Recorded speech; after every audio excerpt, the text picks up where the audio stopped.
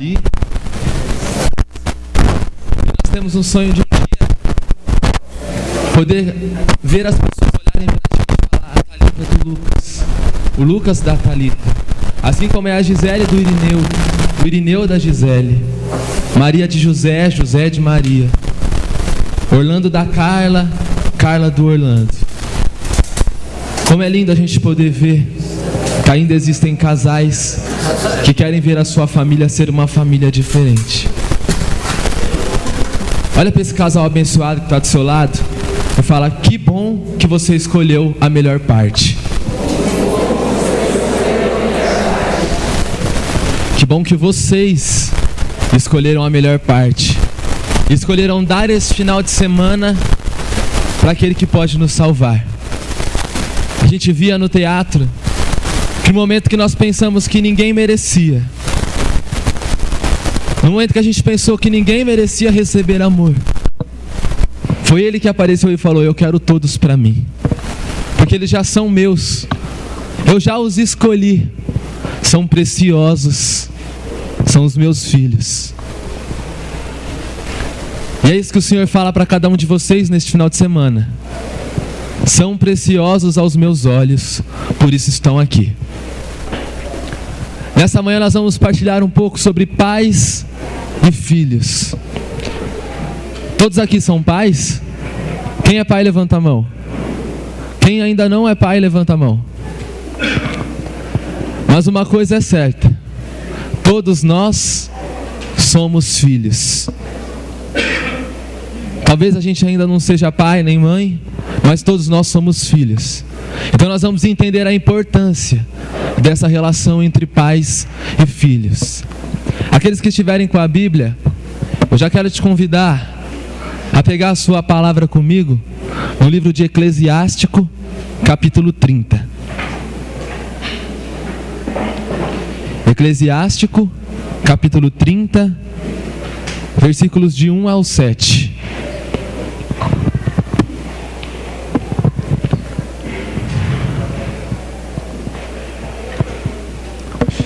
Educação dos filhos. Aquele que ama seu filho, castiga-o com frequência, para que se alegre com isso mais tarde, e não tenha de bater a porta dos vizinhos. Aquele que dá ensinamentos a seu filho, será louvado por causa dele, e nele mesmo se gloriará entre seus amigos. Aquele que educa o filho, torna o seu inimigo invejoso, e entre seus amigos será honrado por causa dele. O pai morre e é como se não morresse, pois deixa depois de si um seu semelhante. Durante sua vida, viu seu filho e nele se alegrou. Quando morrer, não ficará aflito, não terá que se envergonhar perante os seus adversários, pois deixou em sua casa um defensor contra os seus inimigos, alguém que manifestará gratidão aos seus amigos. Aquele que estraga seus filhos com mimos, terá que lhes pensar as feridas, a cada palavra suas entranhas se comoverão. Palavra do Senhor. Aplauda a palavra de Deus.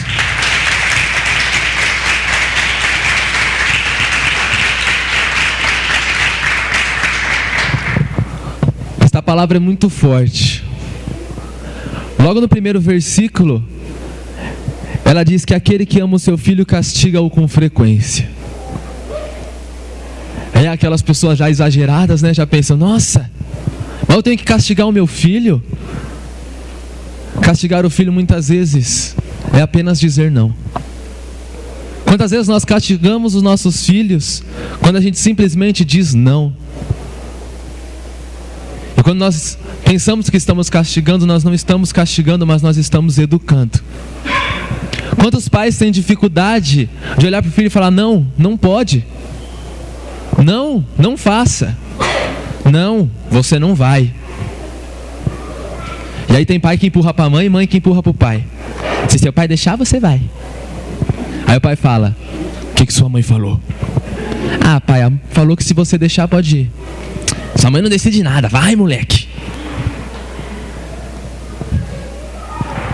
E aonde está o amor com o filho? A mãe não quis decidir, então vai. Se ela falar alguma coisa, eu vou falar: você não quis assumir a responsabilidade, né? Jogou para minhas costas. Castigar o filho muitas vezes é simplesmente falar: não, filho, lá não é lugar para você. Lá não é ambiente para você. Vamos fazer diferente. Vamos sair hoje eu, você, seu pai, sua irmã. Vamos comer uma pizza. Vamos conversar um pouco. Vamos falar como é que está a nossa vida. Eu quero escutar. Fala para mim, como é que está na escola? Quando começam as provas? Tem alguém te zoando na escola? O que você está passando? Conta para mim. Eu sou teu amigo. Eu sou o teu pai. Eu sou tua amiga. Eu sou a tua mãe. E aí no versículo 2 e 3 vem falar que os pais serão honrados pelos filhos. E é dessa forma que nós vamos conseguir educar os nossos filhos. Muitas vezes dizendo não. Muitas vezes sentando para conversar. E aí sim nós vamos nos alegrar e ver que os nossos filhos enxergam em nós um exemplo. Seus filhos olham para você e falam: quando eu crescer, eu quero ser igual ao meu pai. O primeiro sonho de uma criança não pode ser bombeiro, ser policial, ser astronauta. O primeiro sonho de uma criança tem que ser igual aos pais. Os filhos precisam olhar para os pais e falar: é isso que eu quero para a minha vida. Não é nada além disso. O que eu quero para a minha vida é ser que nem ele. O que eu quero para a minha vida é ser que nem ela. Porque um dia eu quero ter uma família tão feliz como a minha é. Mas nem sempre é assim. Aí no versículo 4, a palavra vem nos dizer que o pai morre e é como se não morresse, porque ele deixa um semelhante. O que você quer deixar para o seu filho? Qual é o semelhante que o seu filho vai ser? Será que o seu filho pode te imitar? Existe uma propaganda, uma ação publicitária que toda vez que eu vejo mexe muito comigo. O pai, ele está junto com seu filho e eles estão vestidos igualzinho. Camiseta meia curtinha, abraço sarado. Aí eles estão andando, eles entram em casa. Aí o marido pergunta: e aí, comida tá pronta? A mulher fala: não. E aí ele vai dar um tapa na cara da esposa. E aí mostra o filho batendo na irmã. O filho sobe em cima da irmã e começa a socar a cara dela. Aí mostra uma mãe passando fumando. E uma menina de 12 anos passando fumando atrás. Será que seu filho, ele pode te imitar? Será que a sua filha, ela pode querer ser semelhante seu? Aquelas crianças, elas estavam olhando para a referência. E elas estavam imitando. Ela imitou o pai, bateu na irmã. Ela imitou a mãe e começou a fumar. Os nossos filhos olham para nós. E eles pensam: eu quero ser como eles. Se você falar palavrão, ele vai falar palavrão. Se você bater na sua esposa, ele vai bater na sua filha. Ele vai ser violento na escola. E aí o filho chega em casa, né? Bilhetinho na agenda. Ah, hoje seu filho puxou o cabelo de fulana. Mas será que ele nunca viu você puxar o cabelo da sua esposa?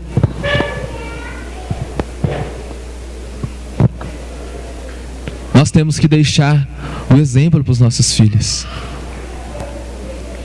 E é um pouco desse exemplo que eu quero falar hoje. O versículo 7, ele fala de mimar os filhos. Que quando nós mimamos os nossos filhos, nós vamos ter que enxugar as suas lágrimas. Porque quando nós mimamos os nossos filhos, eles são como passarinhos que estão presos por um fio. Seu filho vai ter 30 anos, ele não vai conseguir decidir nada sozinho. Ele vai ser um marmanjão, barbado, casado. E a mulher vai falar: amor, acho que está na hora de dar um passo a mais, né? Vamos sair do aluguel? Vamos comprar uma casa? Ai, não sei. Eu vou perguntar para meu pai e para minha mãe o que eles acham. Você tem 30 anos, barba na cara. Você tem uma família nova. É hora de você tomar as decisões. Mas talvez a culpa não seja sua. Como naquele teatro que a gente viu, talvez a culpa seja dos pais. Talvez a sua vida inteira você quis tomar uma decisão e não pôde. Talvez a sua vida inteira você quis dar um passo sozinho, mas você estava debaixo da saia da mamãe. Talvez você quis dar um passo sozinho, e seu pai falou, não, eu vou junto. Nós temos que saber os limites. Pai e mãe têm que acompanhar o filho? Tem. Mas chega uma hora que os filhos também precisam aprender a voar. É realmente como um passarinho. O passarinho, enquanto ele não voa, ele fica no ninho, ele fica embaixo da asa da mãe. Mas quando ele aprende a voar, ele voa sozinho. E nem por isso ele larga os seus pais. Ele volta para o ninho. Ele voa e volta para o ninho. Nós precisamos aprender a voar. Nós precisamos ensinar os nossos filhos a voarem. Porque senão quando chegar na escola, a primeira vez que a professora falar para ele, não pode falar agora, ele vai fazer um escândalo. Ele vai chorar, ele vai querer bater na professora porque ele nunca escutou um não na vida dele. Ele sempre foi uma criança mimada. Agora, se nós ensinarmos, se nós falarmos não, o nosso filho vai se tornar um homem.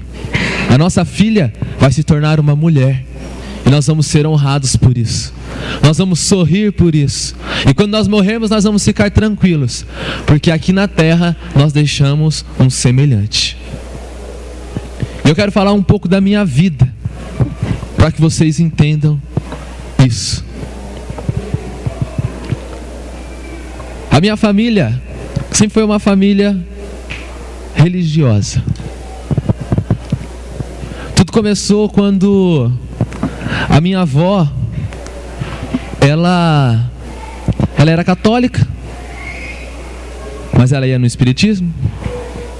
Ela era católica, mas ela ia no Salão do Reino. Minha avó era tudo. E ao mesmo tempo ela não era nada. Porque ela não criava raiz. Ela não tinha uma identidade. E aí eu te pergunto, como ficou a minha casa? Minha casa ficou uma bagunça. Porque ninguém sabia no que acreditar. Ninguém sabia o que realmente era verdade. E ninguém sabia o que fazer. E esse é um problema que a gente vê até hoje. Quantas vezes nós pegamos de exemplo para nossa casa a família da novela da Globo, onde a gente acha que a gente está vendo felicidade, mas ali não existe isso. Pode ter qualquer coisa, menos felicidade. Você olha uma família e pensa, nossa, a família da novela das 9 é muito feliz. Eles têm dinheiro, têm mansão, tem carro do ano, o filho estuda em escola particular. Mas ele nunca conversou com o filho dele. Ele não sabe que o filho dele vai para a escola 2 vezes na semana. O resto dos dias ele está fumando maconha. Ele pensa que a felicidade está naquela casona que ele tem. Mas ele não sabe que quando ele sai para trabalhar, a mulher trai ele. A mulher pensa que é esperta, mas ela não sabe que metade das vezes que o marido fala que está em reunião, está traindo ela também. A gente pensa, acontece tudo isso, mas eles são felizes. Porque chega no sábado, eles sentam, vão para um restaurante de luxo e janta todo mundo junto. Como se fosse desconhecido. Ninguém olha no olho do outro. Ninguém fala uma palavra para o outro, a não ser, ô pai, pede mais uma picanha aí. Ninguém sabe o que passa na vida do outro. Isso não é família. Isso é um aglomerado de pessoas no mesmo lugar. Agora família é você estar junto. Família é você sofrer junto. É você sorrir junto. Você chorar junto. Isso é ser família. E aí chegou um momento que a minha avó percebeu que a nossa casa parecia qualquer coisa, menos uma família. Porque ninguém tinha convicção das coisas. Ninguém sabia no que acreditar. A minha mãe, que um dia se disse católica, já não sabia mais se era isso que ela queria para a vida dela. Porque domingo ela ia na missa. Na terça ela ia no Salão do Reino. No quinto ela ia no terreiro com a minha avó. Aí ela já não sabia mais no que ela acreditava. Na ressurreição? Na reencarnação? No Allan Kardec? No Chico Xavier? O que realmente existe? O que é verdade? A minha mãe não sabia mais. A minha mãe se viu perdida. Nisso ela já tinha conhecido meu pai cegonheiro. Poucas vezes estava em casa. Maior parte do tempo na estrada. E mesmo assim se casaram. Tiveram primeiro a minha irmã, depois eu. E aí chegou um momento da vida da minha família, que a minha avó, ela olhou para tudo que acontecia e ela não estava entendendo mais. Aí num final de semana, ela foi para a praia, para Cubatão. Ela e meu avô foram junto com o pessoal do terreiro, porque eles iriam fazer um trabalho, iriam fazer uma oferenda. Sabe esses barquinhos no mar? Vai embora! Essa porcaria. E aí quando chegou lá, minha avó começou a sentir um incômodo muito grande no coração. E ela olhou pro meu avô e falou: amor, tá tudo errado. Tá tudo errado. A gente está acabando com a nossa família. A nossa casa vai por água abaixo e a culpa vai ser nossa. Não dá mais. É hora de decisão. E assim como você disse para esse casal que está do seu lado, você escolheu a melhor parte. A minha avó naquele dia escolheu a melhor parte. Ela olhou para o meu avô e falou: vamos procurar uma igreja. E eles saíram daquela praia andando sem rumo e acharam uma igreja com a porta aberta. Eles entraram nessa igreja. Lá tinha um padre. E minha avó falou: eu preciso me confessar. A melhor decisão da vida dela foi ter entrado naquela igreja e caminhado até aquele confessionário. Ela começou a falar para o padre todos os problemas da nossa família, todas as dificuldades da nossa família. E aí o padre absolveu os pecados da minha avó e falou para ela: agora eu quero te passar uma missão, mas é algo simples, a senhora não precisa se preocupar. A minha avó falou: tá bom, pode falar, né, padre? O mínimo que eu posso fazer é escutar. Depois de tudo que eu fiz, manda. Ele falou: então, é algo simples. Agora você sai daqui e converte toda a sua família. Fácil, sim ou não? Um pouco difícil. Porque a dúvida já existia. Algumas convicções erradas também já existiam. E a minha avó começou a tentar trabalhar na vida dos meus tios, na vida da minha mãe. E a minha mãe estava muito resistente, porque ela falava: eu já não sei mais.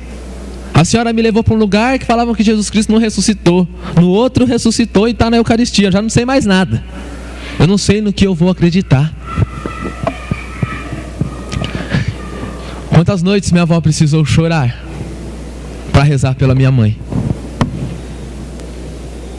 Minha avó se tornou, junto com meu avô, o Mário da Beth, a Beth do Mário, coordenadores de um encontro de casal assim como esse. E nisso ela conheceu uma mulher lá da paróquia chamada Neves. Essa mulher foi a responsável pela conversão da minha mãe. Essa mulher sentou com a minha mãe muitas e muitas vezes para explicar para ela as coisas, para tirar as dúvidas da minha mãe, para ler a Bíblia com ela, para ensinar a rezar o terço. E aí finalmente a minha mãe voltou ao catolicismo. Quando eu nasci, a minha mãe já era católica. Ela já estava de volta à nossa igreja. Então vocês devem estar pensando que aí ficou um mar de rosas, né? Aí a família deslanchou. Só que toda a família tem uma ovelha negra, né? E a da minha casa fui eu. No momento que a gente pensava que tudo ia ser tranquilo, os filhos pequenos acompanhavam os pais, os filhos crescem um pouquinho e ainda acompanham os pais, e aí eles crescem mais um pouquinho e já não querem mais saber dos pais. Com 14 anos eu já achava que eu era dono da minha vida. Meus pais tentaram me educar de todas as formas. Me levavam para a igreja, me levavam para a missa, me pagaram escola particular, escola católica, escola de freira. E nada disso adiantou, porque eu tomei a decisão errada. Muitas vezes eu escolhi o caminho errado. Muitas vezes também nós nos culpamos quando nós olhamos para os nossos filhos. Mas nem sempre os erros são nossos. Às vezes os nossos filhos, eles não escolheram a melhor parte. E com 14 anos eu conheci a primeira droga da minha vida, que foi o álcool. E eu comecei daquele jeito que todo mundo começa, com aquele pensamento de não tem problema, não pega nada, é só um copo, é só uma dose. Tem suco junto, tem refri junto, não pega nada. Aí eu comecei a viver esta ilusão na minha vida. Quando eu percebi, já não era mais um golinho com suco, era um golão puro. Quando eu percebi, eu já não tomava mais um copo, eu tomava uma garrafa. Se alguém falasse, vamos sair para tomar uma cerveja, eu já falava, se estiver me chamando para tomar uma cerveja, eu não vou. Agora, se for para tomar várias cervejas, eu tô dentro. Eu não saía de casa para tomar 1, 2, 3 latinhas. Eu saía de casa para tomar 2, 3 engradados. Eu saí da fase de sair de casa para tomar uma dose de vodka. Eu saía de casa para tomar uma garrafa de vodka. Eu não saía de casa para experimentar nada. Eu saía de casa para me arrebentar. Isso com 14 anos. E nós sabemos que uma coisa leva a outra. Com isso eu experimentei lança-perfume, experimentei maconha. Eu achava que a minha vida era um sucesso. Eu pensava que eu era um astro, porque eu tinha muitas pessoas ao meu lado, eu tinha muitos amigos, eu recebia muitas ligações, vamos sair hoje, vamos dar um rolê, vamos fazer alguma coisa. E aí a minha mãe me falava, né, esses não são os seus amigos. Eu falava, para de ser quadrada, mano, me deixa. E quantas vezes eu menti pra minha mãe pra ir pros lugares? Eu vou no shopping. Saía 2 horas da tarde pra ir no shopping, voltava 10 horas da noite, bêbado. Tinha ido pra churrasco, enchia a cara.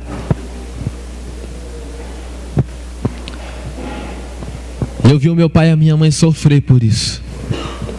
Eu vi o meu pai e a minha mãe sofrerem pelas minhas decisões. 4º mandamento: honrar pai e mãe. Muitas vezes eu deixei de honrar meu pai e minha mãe. E muitas vezes eles se culparam pensando que a culpa era deles. Talvez eles pudessem ter dito mais nãos para mim. Talvez. Mas existe uma coisa que chama confiança. E os meus pais confiavam em mim. Porque por muito tempo eu consegui mentir. Por muito tempo eu consegui esconder tudo deles. Com 14 anos, quando eu chegava bêbado, eu conseguia subir a escada. Então eles não me viam. Com 15 anos, quando eu chegava bêbado, eu conseguia subir a escada. E eles não me viam. Com 16 anos, às vezes que eu passava mal, eu conseguia vomitar no banheiro e ir para o quarto sem eles perceberem. Agora com 17, com 18, eu já bebia de dia de semana. Eu já não tinha mais limite. Eu já não conseguia disfarçar mais. Eu já não conseguia mais esconder nada dos meus pais. Só que a minha avó tinha feito uma promessa de que ela mudaria a nossa casa, de que a nossa vida não seria mais a mesma. E ela lutou por isso. Todo Natal ela mandava eu ler a Bíblia. Toda vez no Natal, antes de rezar, ela falava: Lucas, lê pra gente. E eu não entendia nada, né? Mas hoje eu consigo perceber que a minha avó já sabia que eu faria besteira. A minha avó já sabia que a minha vida ia ser um lixo. E ali ela estava plantando uma semente. E quantas vezes eu já chorei, lembrando que a minha avó, num simples gesto de pedir para que eu lesse a Bíblia, estava plantando uma semente. A minha avó, quando ela escolheu comprar esta briga, a vida dela não foi mais a mesma. Mas não foi um mar de rosas. A minha avó começou a sofrer não só com um combate espiritual, mas com um combate físico. A minha avó começou a adoecer.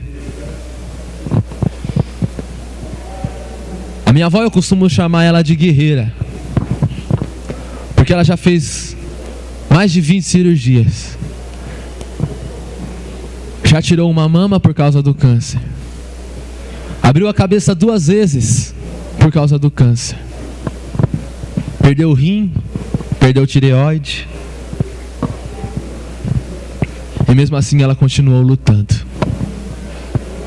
Ela continuou lutando porque ela tinha feito uma promessa não para um padre, mas ela fez um voto com Deus. E ela falou que a nossa família seria restaurada. E ela escolheu pagar o preço. Olha para esse casal abençoado que está do seu lado e fala: você está disposto a pagar o preço?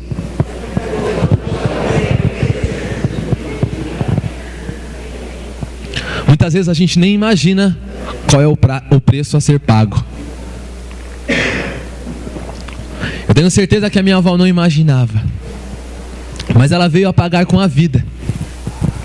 Eu quero pegar outra passagem com vocês, que está lá em Atos dos Apóstolos, capítulo 16, versículo 25.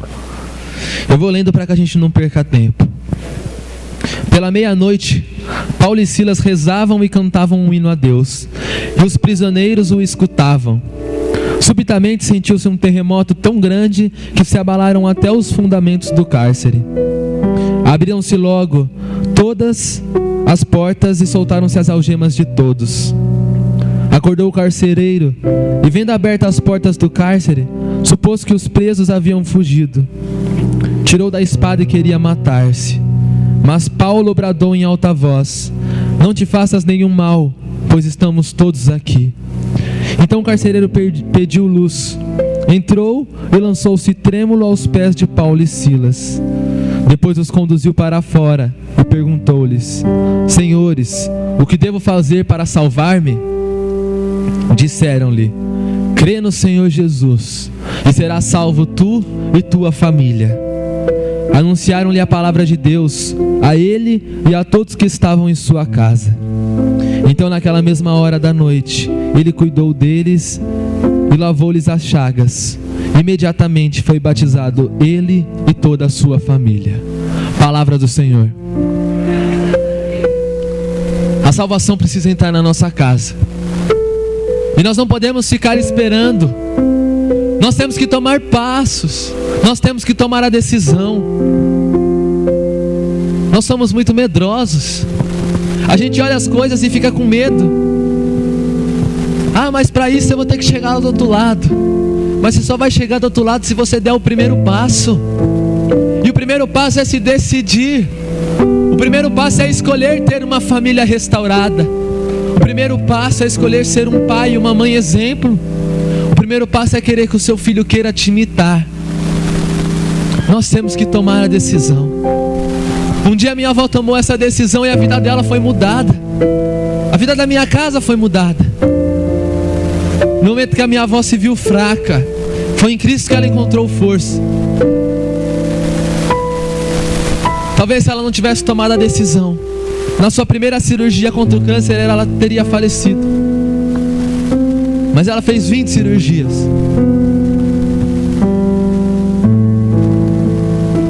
E a minha avó só morreu depois que eu fui convertida. Há quase 5 anos atrás, um dia eu fui num grupo de jovens, que é o grupo que eu participo até hoje. E o dia que eu entrei naquele lugar, eu não sabia porque eu estava ali. Talvez você não saiba porque você está aqui. E foi desse jeito que eu cheguei lá, sem saber porque eu estava lá, porque eu não merecia nem pisar numa igreja.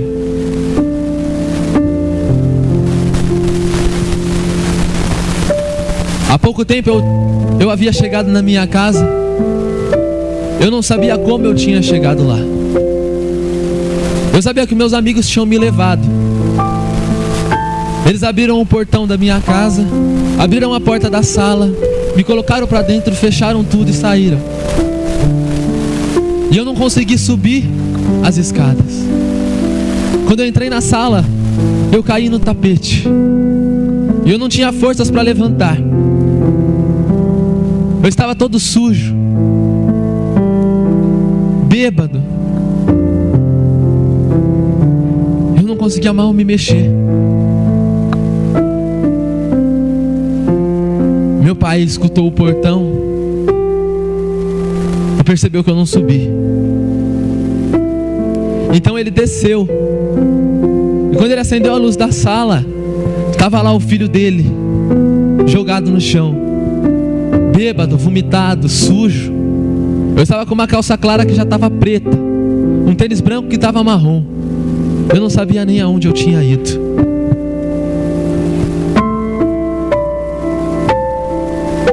Eu tinha ido para um lugar que era fechado. Eu não sabia como eu estava sujo de terra. Eu não lembrava aonde mais eu tinha ido. E quando meu pai olhou aquilo, ele começou a chorar. E ele ficou desesperado.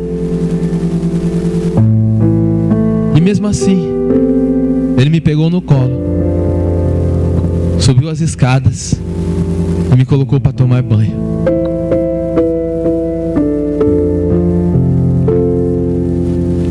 No momento que eu não merecia amor, o meu pai me carregou no colo e me levou para tomar banho. Meu pai e minha mãe perguntavam o que tinha acontecido e eu não conseguia responder. Meu pai e minha mãe choravam e perguntavam: aonde foi que eu errei? Eu não aguento mais isso.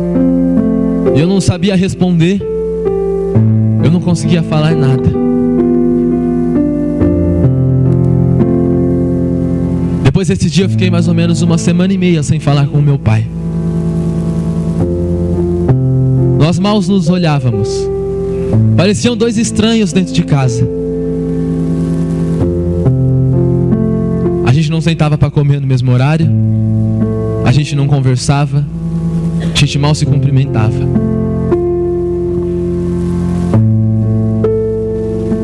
Até que um dia o meu pai me chamou e falou: Lucas, vamos conversar. Me perguntou o que tinha acontecido. Eu contei o que eu lembrava e o que tinham me contado. Nós choramos juntos. Nós nos abraçamos. Eu pedi perdão. Ele me pediu perdão. Só que de nada adiantou. Sabe por quê? Porque eu não tinha vergonha na cara. Passou algum tempo e eu cheguei em casa. Só que eu consegui subir as escadas. Eu me deitei para dormir. E eu comecei a vomitar durante a madrugada. E eu nem percebi que eu estava vomitando. Isso foi de uma sexta para um sábado. A minha irmã fazia engenharia, ela tinha aulas ao sábado. Quando ela levantou para ir para a faculdade, ela falou que escutava um barulho estranho. Quando ela abriu a porta do meu quarto, eu estava lá deitado, todo vomitado. chamou os meus pais subiram e eu só acordei com o choro deles.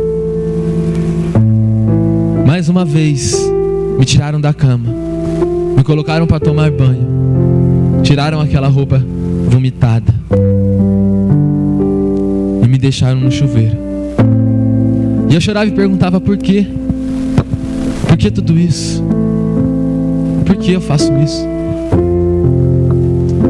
E eu sentia que algo me dizia: por que você não se decidiu?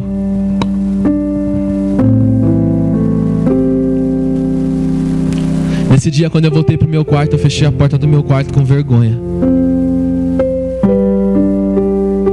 Eu deitei e enfiei a cabeça no travesseiro.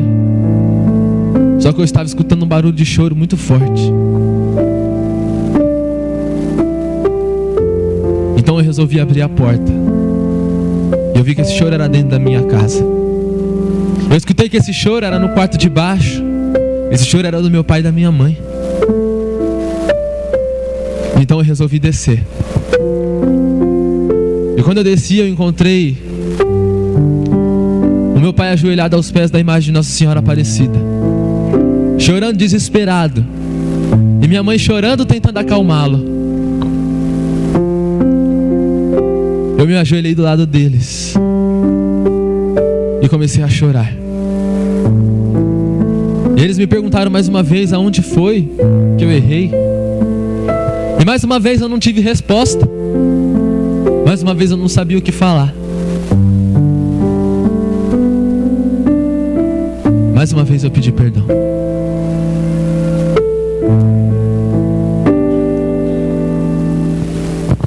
O meu pai, como eu disse, ele era cegonheiro. Meu pai, ele era católico, mas ele não era aquele católico de verdade, autêntico. Mas ele era muito devoto de Nossa Senhora Aparecida. Meu pai, ele só ia na missa de sábado ou na matriz da cidade, porque durava apenas 1 hora a missa. Ele não tinha paciência de ficar mais de 1 hora no banco de uma igreja.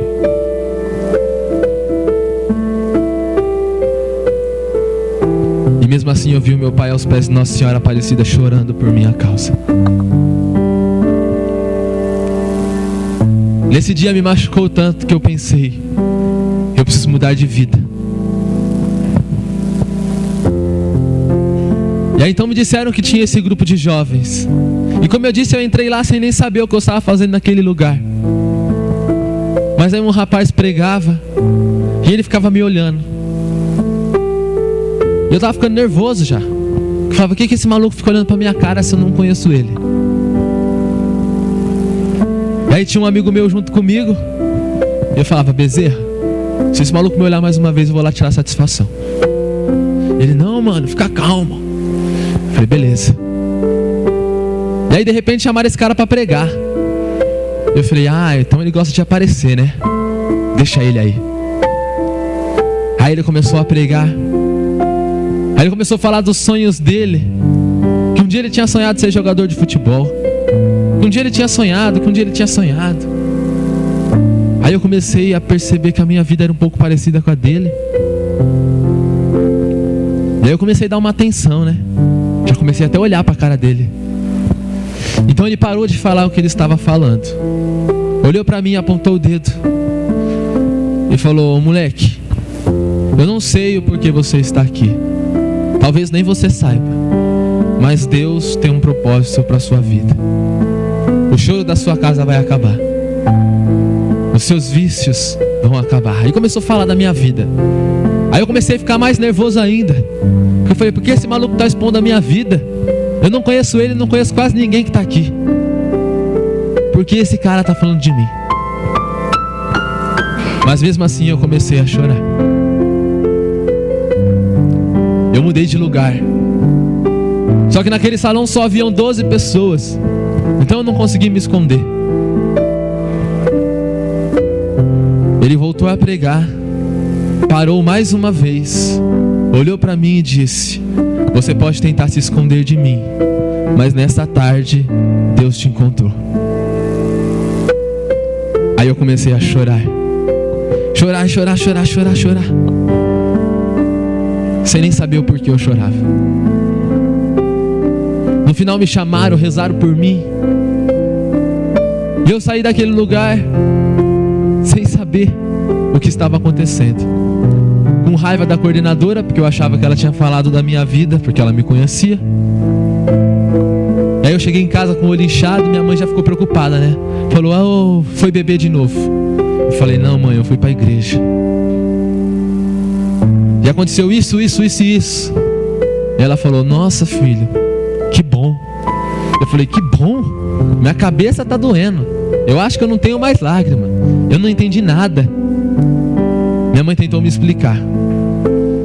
Eu quis acreditar mais ou menos. Mas no outro domingo eu fui lá de novo. E no outro de novo. E no outro de novo. E eu percebi que eu precisava dar um passo. Foi aí que me contaram a história da minha família, porque eu não conhecia. Foi aí que eu me decidi a caminhar e minha mãe pegou e me contou o que a minha avó tinha passado.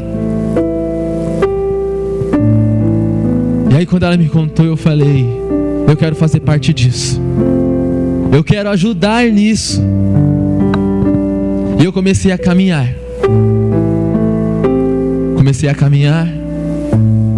Comecei a renunciar às coisas da minha vida. Quando eu percebi, eu já não bebia mais, eu já não fumava mais. Eu cheguei na minha casa, eu abracei o meu pai e minha mãe e de verdade eu pedi perdão. Eu abracei a minha irmã e de verdade eu pedi perdão. Porque quando nós pedimos perdão de alguma coisa ou para alguém, é porque nós nos arrependemos. E quando nós nos arrependemos, nós não queremos voltar a errar. E as outras vezes que eu pedi perdão foi da boca para fora. Porque todas as outras vezes eu voltei a beber. Todas as outras vezes eu voltei a usar droga. Todas as outras vezes eu não honrei o meu pai e a minha mãe. Mas dessa vez eu estava decidido a ser diferente. Eu estava decidido ao dia que o meu pai morrer, ele poder olhar e falar, eu deixei um semelhante. Eu queria que meu pai pudesse olhar e falar, esse é meu filho. Eu tenho orgulho de ser pai desse moleque. Foi aí então que a minha avó precisou fazer uma nova cirurgia. Uma cirurgia simples, de vesícula. Para quem já tinha aberto a cabeça 2 vezes, vesícula não era nada. Mas ela já era uma paciente de risco. E a minha avó, ela foi internada. E quando ela ia para a sala de cirurgia, ela estava com um terço na mão. E ela entregou para minha mãe e falou, fiquem com isso. Nós vamos precisar dele. E ela foi para aquela sala de cirurgia. A cirurgia foi um sucesso, mas ela não voltava da anestesia.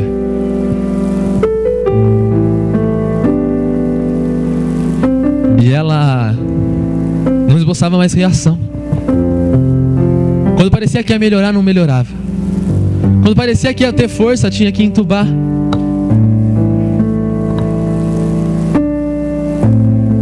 E eu iria visitá-la no sábado, porque durante a semana eu não tinha tempo. Eu trabalhava, fazia faculdade. Então eu falei, no sábado eu vou. Da sexta para o sábado era a formatura da Thalita. E eu me arrumei para ir para a formatura com dor no meu coração, porque eu sabia que a minha avó estava muito ruim. E um pouco antes de eu sair, a minha mãe chegou do hospital. E ela me abraçou chorando, dizendo, a sua avó, ela está morta. A sua avó não mexe nem a boca mais. A única coisa que sua avó faz é chorar. Quando a gente conversa com ela, a gente vê que as lágrimas escorrem, mas ela não tem mais reação alguma. Aí eu subi pro meu quarto, eu chorei um pouco, desci e falei: eu vou para essa formatura. Cheguei até a formatura, participei de tudo, dancei com a minha namorada. E no momento que acabou toda a cerimônia, eu pedi desculpa para ela e falei que eu iria embora.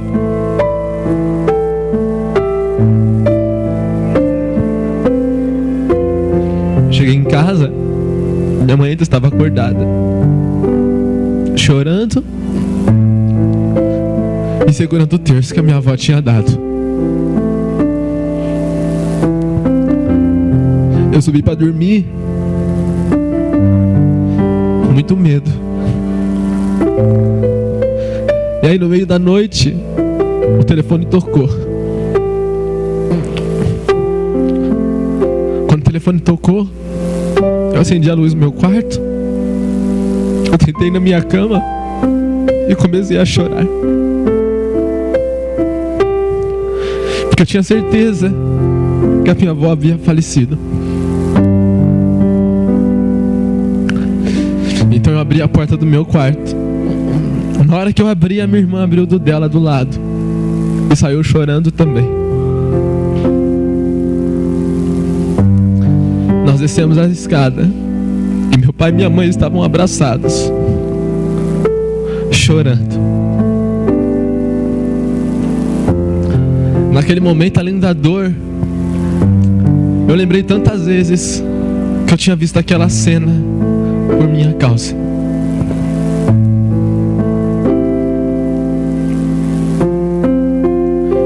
Nós não podemos deixar para amanhã aquilo que nós temos que fazer hoje. Para abraçar a minha avó pela última vez, eu precisei abraçá-la num pedaço de madeira, morta, para falar mais uma vez que eu a amava, para falar mais uma vez que ela era responsável por eu estar vivo, para agradecer por todas as vezes que ela enxugou as lágrimas da minha mãe, que sofria por minha causa. Eu tive que abraçar um pedaço de madeira para falar para ela: pode ir em paz, porque eu vou continuar o que você começou. Pode ir em paz, porque eu não vou deixar morrer aquele que era o teu sonho. E daquele dia em diante eu ganhei mais força para lutar, mais força para continuar. E eu ganhei essa cruz do meu avô.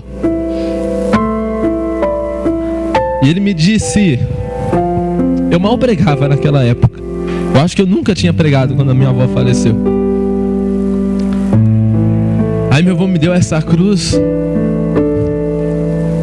e disse: é um presente meu e da sua avó, porque nós não sabemos aonde você pode chegar, mas a gente quer estar junto com você. Eu não faço uma pregação sem estar com a minha cruz, porque ela me faz lembrar o lixo que eu fui, e que mesmo o lixo que eu era, a minha família me amou, e hoje eu tô aqui. Ninguém sabia onde eu podia chegar, eu não sabia onde eu podia chegar, e hoje eu estou aqui. Eu tenho a alegria de dizer que, para a honra de Deus, por praticamente todos os finais de semana eu tenho pregado. Este ano, pela primeira vez, eu saí do estado de São Paulo e fui pregar no Paraná. E eu tenho o sonho de não parar por aqui, porque eu quero que o mundo conheça o Deus que mudou a minha vida, o Deus que mudou a minha história, o Deus que mudou a minha casa. Na última passagem que eu li, existia um carcereiro, e a sua família não estava naquele lugar, mas ele perguntou: o que eu preciso fazer? E disseram para ele: crê no Senhor Jesus e será salvo tu e a tua família. Ele acreditou nessas palavras. Um dia minha avó foi o carcereiro da minha casa. Disseram isso para ela e ela acreditou. E ela foi até o fim. Ela deu a vida para que a minha casa fosse transformada. Quando a minha avó faleceu, meu pai ainda estava vizinha de 1 hora. Mas eu comecei a caminhar e eu disse que a minha família não seria mais a mesma. Eu acreditei na palavra que me apresentaram. E naquele dia eu falei para minha avó que ela podia ir em paz, que eu ia continuar, que eu não iria parar, que eu também daria a minha vida.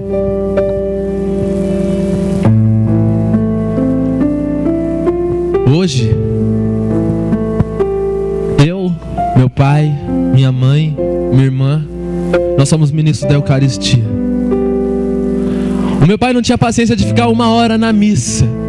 Hoje meu pai vai à missa de cura e libertação da paróquia, que dura 2 horas, 2 horas e meia. E depois ele ainda fica lá conversando, batendo papo, conversando com o padre, arrumando a cozinha, até quase meia-noite. Eu chego da faculdade e meus pais ainda não chegaram da missa.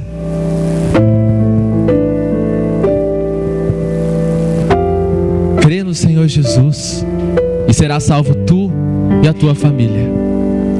Crê no Senhor Jesus e será salvo tu e a tua família. E é dessa forma que você vai deixar semelhantes. É dessa forma que você vai olhar para o seu filho, para a sua filha e vai falar: eles se parecem comigo, e eu não preciso ter medo deles se parecerem comigo. Talvez a gente nunca tenha sentado para conversar direito com os nossos filhos. Talvez a gente passe dias sem perguntar direito como eles estão, sem saber como está na faculdade, sem saber como está na escola. Nós precisamos conversar. Quando eu fiquei 1 semana e meia sem conversar com meu pai, foi uma das maiores dores que eu senti. Hoje eu não fico mais um dia sequer sem conversar com os meus pais, sem abraçá-los. Tirando de segunda-feira, todos os outros dias quando eu chego da faculdade eles estão deitados. Eu passo no quarto deles, eu dou boa noite, eu abraço, eu falo que eu amo. E se eles quiserem conversar, mesmo eu tendo que acordar às 5 horas da manhã para trabalhar, eu converso com eles até 1 hora da manhã. E minha namorada sabe do que eu estou falando, que às vezes eu esqueço ela no WhatsApp e fico conversando com os meus pais. E aí quando eu vou responder, tadinha, ela já dormiu. Mas nós precisamos ter diálogo dentro das nossas casas. Nós vamos ter diálogo com os nossos filhos. Não importa o tempo que a gente tem que adaptar o nosso tempo, porque a nossa família é um bem precioso. Quando eu saio às 5 horas da manhã, eu também passo no quarto dos meus pais. Eu os abraço, dou bom dia, peço bênção e saio trabalhar. E todos os dias, quando eu vou sair para pregar, independente do horário, se eles estão em casa, eu passo por eles, peço a bênção e saio de casa. Eu não deixo mais de fazer aquilo que eu posso fazer agora, porque eu não quero um dia também ter que abraçar o meu pai e a minha mãe mortos para falar que eu amo. O dia que eu tiver o meu filho, eu vou falar que eu amo toda hora, porque eu não quero deixar para falar que eu amo o dia que ele estiver morto. Para que a gente possa encerrar. Madre Teresa de Calcutá, uma vez perguntaram para ela: o que nós podemos fazer para que o mundo seja melhor? E ela respondeu: volta para tua casa e ama a tua família. É isso que nós precisamos fazer. Voltar para nossa casa e amar aqueles que estão lá nos esperando. Volta para casa. Ama a tua família. Ama teus filhos. Se você ainda tem os seus pais vivos, ame os seus pais. Quantas vezes nós reclamamos: ah, mas está velho, tem que pôr fralda neles, tem que trocar a fralda. Quando você foi criança, foram eles que te carregaram no colo e trocaram a sua fralda porque você não conseguia. Hoje eles precisam de você.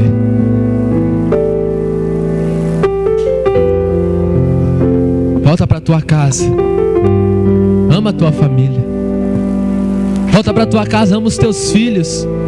Não mime os seus filhos, mas eduque os seus filhos. Não tenha medo de se decidir por ser o carcereiro da sua casa. Talvez até hoje ninguém tenha tomado a decisão de: essa casa vai ser diferente. Mas vocês são os casais que vão dizer isso. Hoje a salvação vai entrar na minha casa. Hoje a minha casa será transformada porque eu quero caminhar com Cristo. A minha casa vai ser diferente porque eu quero ser luz. A minha filha não vai mais ser a mesma porque eu quero apresentar para ela o que é a verdade. Eu quero convidar vocês a ficarem de pé. Pode, eu vou só pedir para eles fecharem meus olhos. Eu só vou pedir para eles fecharem. Feche os seus olhos. Feche seus olhos e vai imaginando todas as vezes que você quis abraçar o seu filho, mas você não abraçou. Todas as vezes que você deveria ter conversado com os seus filhos e você não conversou. Vá se lembrando das vezes que você queria ter abraçado os seus pais e falado: pai, mãe, eu te amo, e você não foi. Vai imaginando a sua casa como a Sagrada Família. Hoje nós não queremos mais ser como família de televisão, mas nós queremos ser como a Sagrada Família.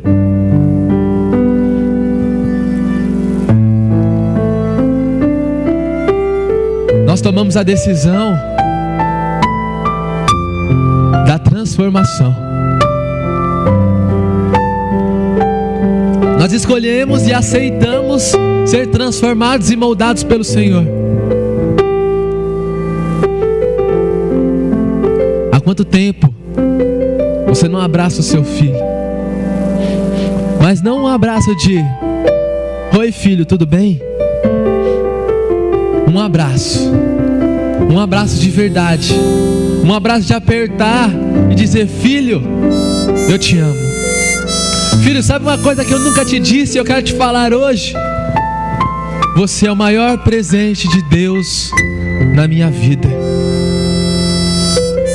Filha, sabe o que eu nunca te disse e eu quero te dizer hoje?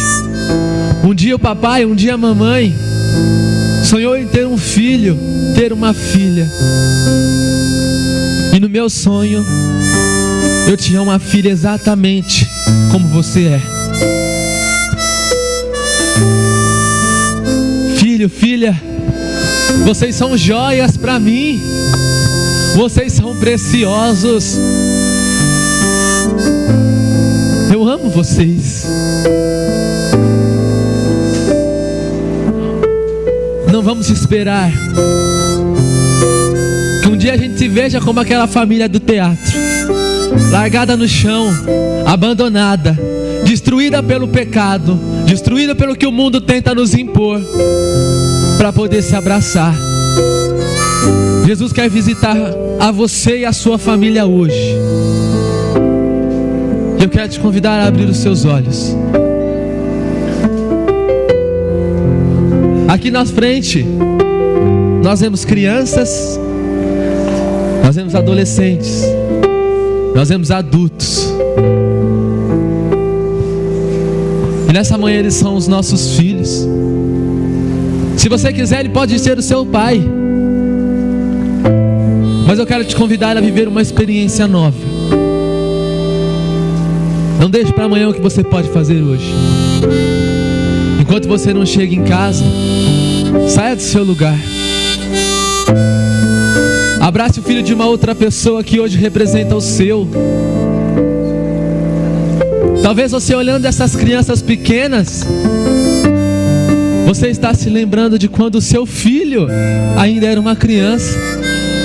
Talvez hoje o seu filho já seja um homem, mas um dia ele foi tão pequenininho. Talvez o seu filho era tão pequenininho, hoje ele já está tão grande. Talvez a filha que você carregou no colo, hoje já não dá mais para carregar no colo. Mas nós podemos abraçar os nossos filhos independente da idade. Nós podemos abraçar aqueles que estão na nossa casa independente do tamanho. E nós podemos dizer que nós amamos independente do lugar. Saia do seu lugar e vá de encontro àqueles que hoje representam a sua família.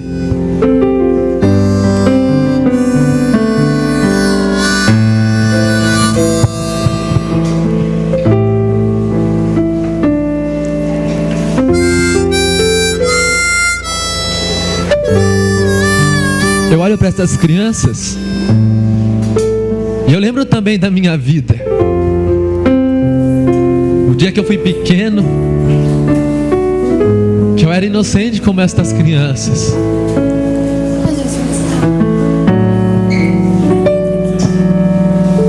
Quando eu tinha a idade delas, tudo que eu queria era o abraço dos meus pais. Tudo que eu queria era estar nos braços dos meus pais. Queremos louvar e agradecer a Deus a bondade e a vida que nos deu. Queremos lembrar e também agradecer aos nossos pais que nos fez nascer, cuidou de nós, nos fez crescer. Com carinho, amor, queremos declarar nosso amor por vocês.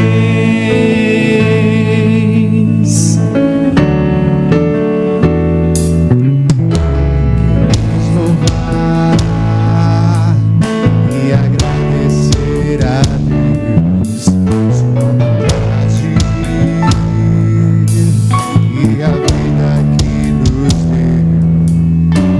Queremos lembrar e também agradecer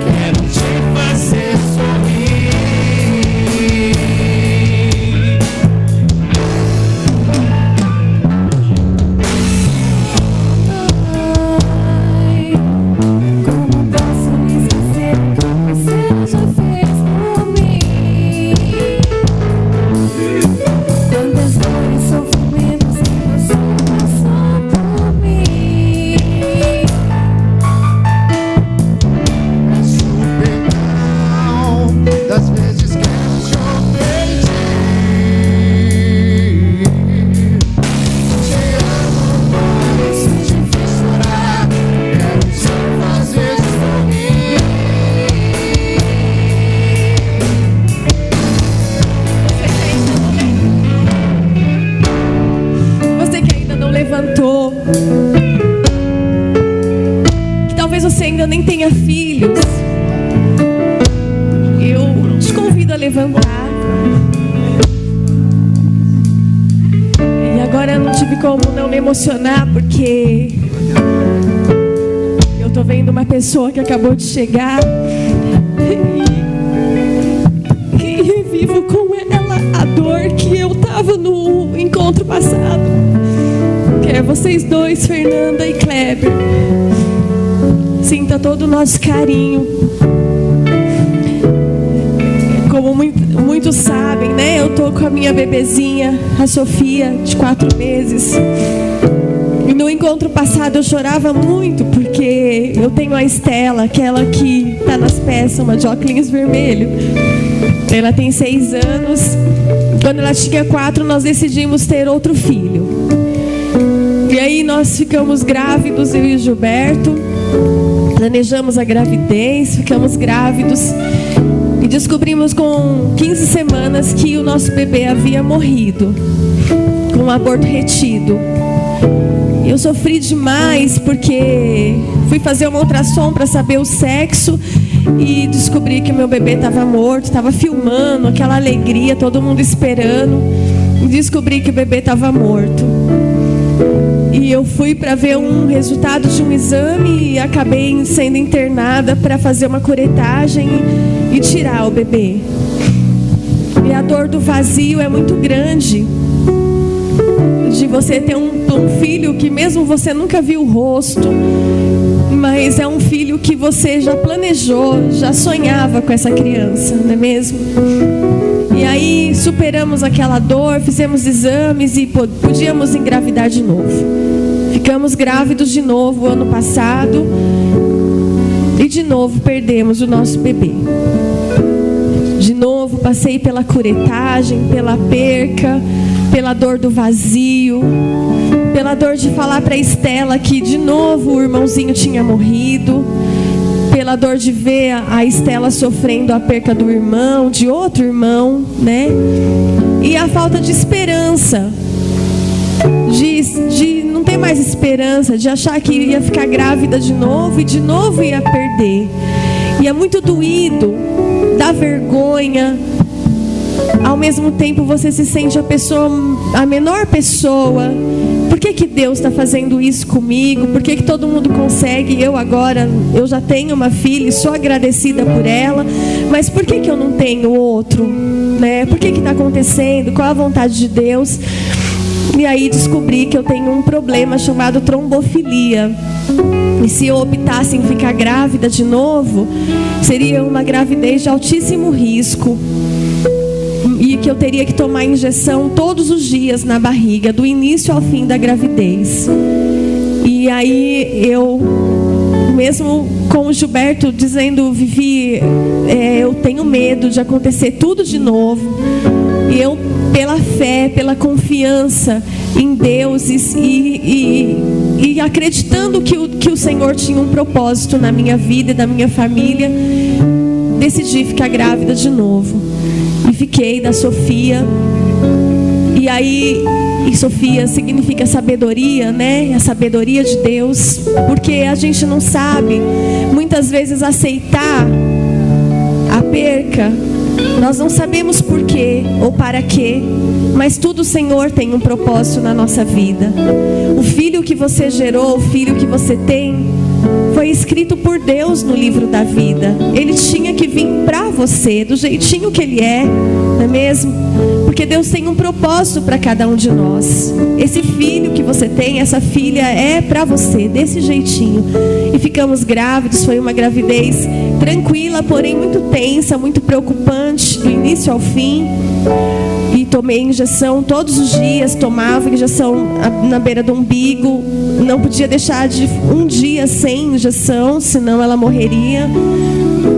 Descobrimos com 6 meses que eu tinha um problema chamado brida amniótica, que poderia deixar minha filha mutilada, que é uma membrana que poderia deixar a Sofia mutilada, nascer sem braço ou sem perna.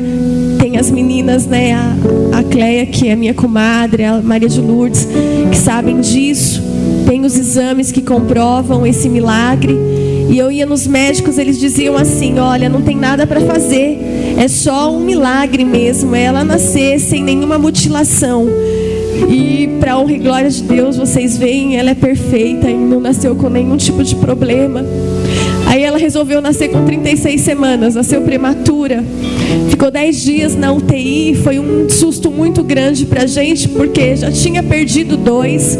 E passar pela UTI, sair do hospital de novo de braços vazios, foi muito difícil. Chegar em casa de novo sem um filho.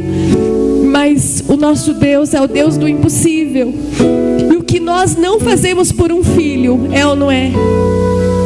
Se tivesse que tomar injeção no olho, que mãe aqui não tomaria, não é mesmo? Se tivesse que falar assim: olha, você vai tomar uma injeção no olho todos os dias para o seu filho viver, que mãe, que pai não faria isso aqui, não é mesmo? Porque esse amor de mãe e de pai, não existe nada igual. Nada igual.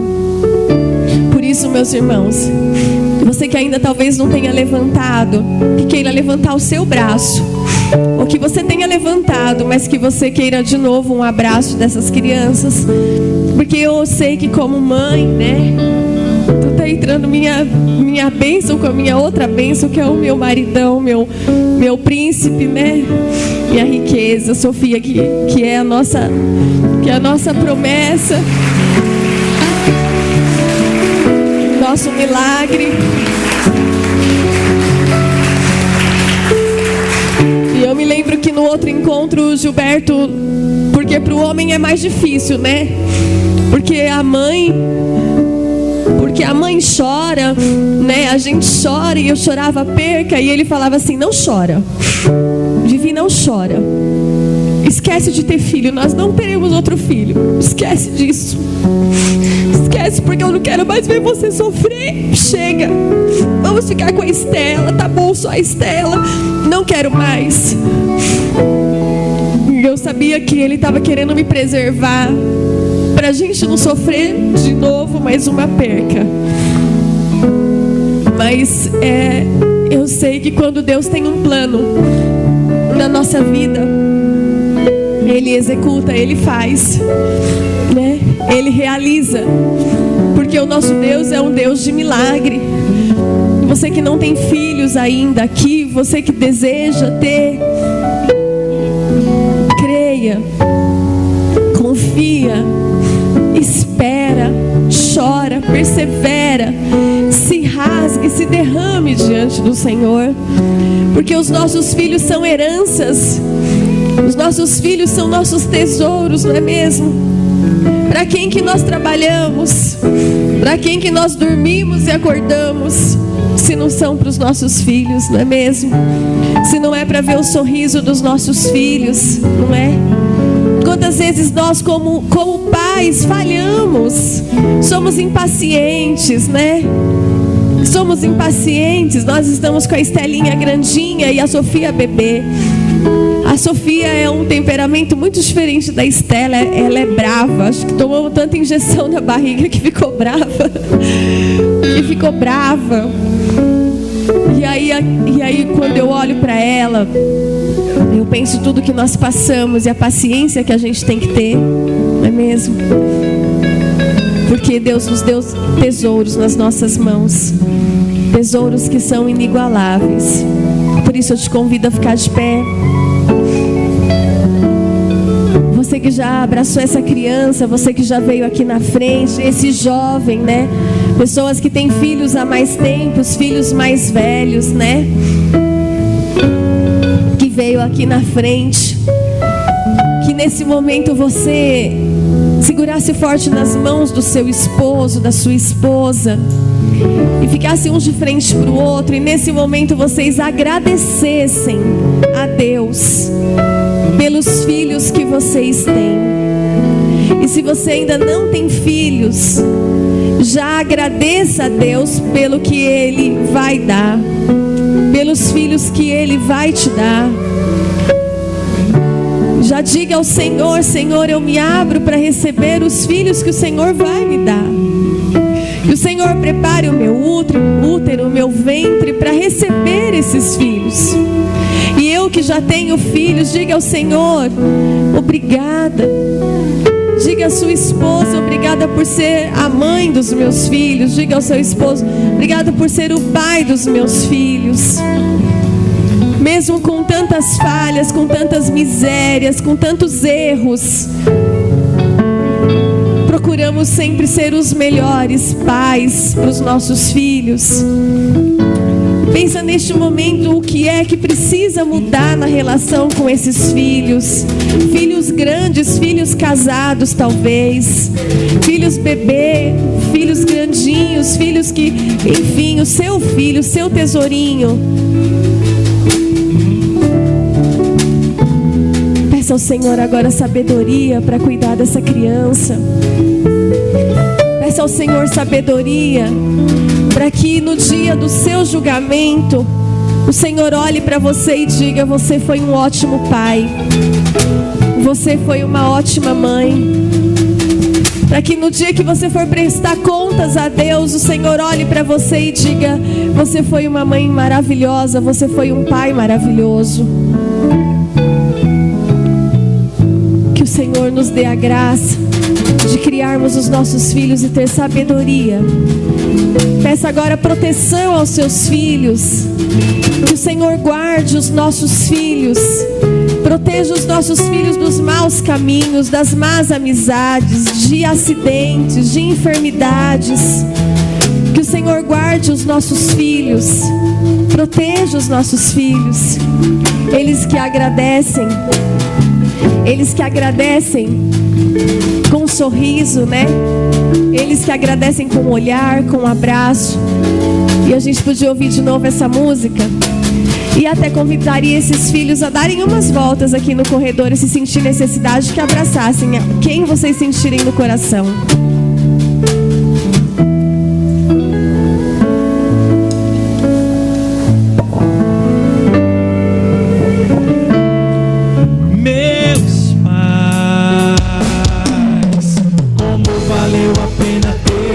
Vocês como meus pais, missão não foi nem por ter vocês por meus pais, e quero agradecer o bem que vocês me fizeram.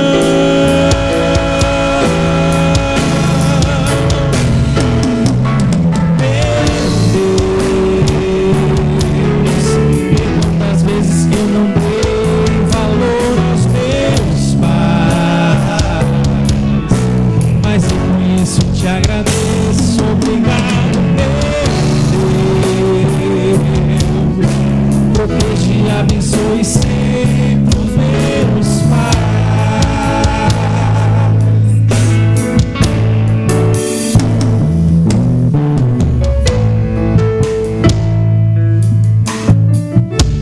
Nós sabemos quanto é difícil manter a nossa família unida, quanto é difícil ficar junto dos nossos filhos. Mas hoje eu quero te convidar a realmente mudar o seu jeito de viver, a mudar o seu conceito de família e a viver realmente como uma família feliz, a viver como uma família de verdade. Nós sabemos que o mundo ele tenta nos impor tantas coisas, ele quer nos apresentar tantas coisas, ele quer apresentar tantas coisas aos nossos filhos. Mas do mesmo jeito que um dia o meu pai esteve debaixo da imagem de Nossa Senhora Aparecida, fique você e coloque a sua família debaixo do manto da Virgem Maria, dentro do Imaculado Coração da Virgem Maria, aos pés da cruz de Cristo. Permaneçam juntos e vocês vão ver a graça acontecer na casa de vocês. E para que a gente possa encerrar, eu quero te lembrar do que Josué fez. Josué vivia o mesmo problema que nós vivemos hoje. Queriam que ele adorasse falsos deuses, queria que a família dele vivesse uma coisa que não é o sonho de Deus. E aí no livro de Josué, na Bíblia, no capítulo 24, no versículo 15, está escrito: eu e minha casa serviremos ao Senhor. Josué falou: eu não quero saber o que o mundo está dizendo, eu não quero saber o que as pessoas estão falando, eu quero estar debaixo da saia da mamãe. Eu quero estar junto com a Virgem Maria, junto da cruz de Cristo, porque quanto a mim e a minha família, nós serviremos ao Senhor. E eu quero contar até 3 para que a gente possa gritar junto: eu e minha casa serviremos ao Senhor. Mas tem que ser para os filhos escutar lá em casa. 1, 2, 3. Eu e minha casa serviremos ao Senhor. Louvado seja o nome do nosso Senhor Jesus Cristo. Salve Maria.